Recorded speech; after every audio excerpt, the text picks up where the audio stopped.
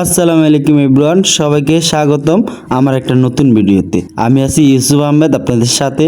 আজকে চলে আসছি সিলেট হযরত শাহজালাল মাজারে। এই ভিডিওর মাধ্যমে এই মাজারের কিছু তথ্য এবং কি মাজারটা সম্পূর্ণ ঘুরে দেখানো হবে। তো সবাই শেষ পর্যন্ত ভিডিওটা দেখবেন। ভালো লাগলে লাইক করে দিবেন আর সুন্দর করে একটা কমেন্ট করে দিবেন। সিলেট হযরত শাহজালাল মাজার বাংলাদেশের অন্যতম বিখ্যাত আধ্যাত্মিক স্থান, যা 1400 শতকের সুফি সাধক হযরত শাহজালাল সমাধিস্থল। এটি সিলেট শহর দারগা মহল্লায় অবস্থিত। এই জায়গায় প্রতিদিন হাজারো দর্শনার্থী ও ভক্তের সমাগম রয়েছে।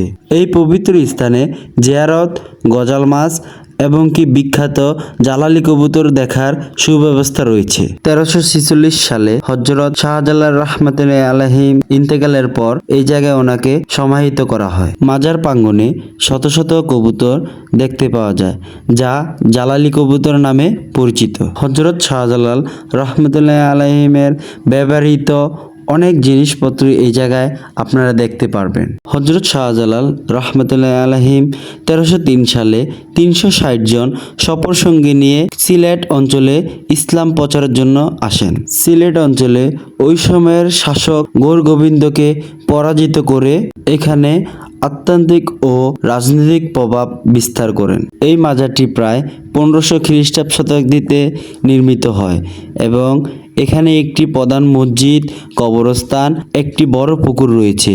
মাজারের পুকুরের গজাল মাছগুলো নিয়ে প্রচলিত রয়েছে যে এগুলো গৌর গোবিন্দর পরাজিত সৈন্যদের বংশধর, যাদের আধ্যাত্মিক ক্ষমার মাধ্যমে এই রূপ দেওয়া হয়েছে। সিলেট জয়ের পর দিল্লির সুলতান শামসুদ্দিন ফিরোজ শাহ হযরত শাহজালালকে সিলেটের শাসন গ্রহণ করার জন্য প্রস্তাব করেন, কিন্তু শাহজালাল এই প্রস্তাব প্রত্যাখ্যান করেন। হযরত শাহজালালের সঙ্গে আগত 360 জন সফরকারী বাংলাদেশের বিভিন্ন জায়গায় যেয়ে ইসলাম প্রচার করেন। হযরত শাহজালাল রহমাতুল্লাহি আলাইহির জীবন কাহিনী। 1271 সাল থেকে 1341 সাল পর্যন্ত তিনি ছিলেন ভারতের উপমহাদেশের অন্যতম সুফি সাধক ও ইসলাম প্রচারক, যে কিনা সিলেট অঞ্চলে এসে সিলেটকে বিজয় করে এবং কি সিলেটে তার আস্থানা স্থাপন করে এবং কি মানুষের ধারে ধারে যে ইসলাম প্রচার করে। তার অলৌকিক ঘটনা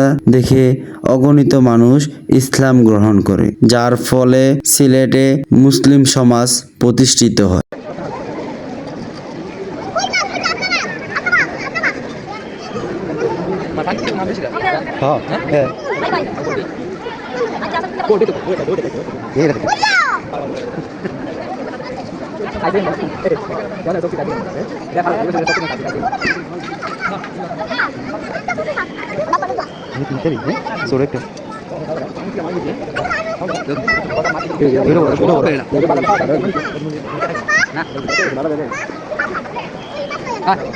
হযরত শাহজালাল মাজারে অনেক বড় একটা মসজিদ রয়েছে, যে মসজিদের পাশেই রয়েছে হযরত শাহজালালের মাজার শরীফ এবং কি মাজার শরীফের চারদিকে রয়েছে কবরস্থান, যেখানে হাজারো মানুষ দাফনকৃত রয়েছে। সিলেটের প্রাণকেন্দ্র শহরের ভিতরেই এই মাজারটি অবস্থিত, যেটা দারগা মহল্লা নামে পরিচিত।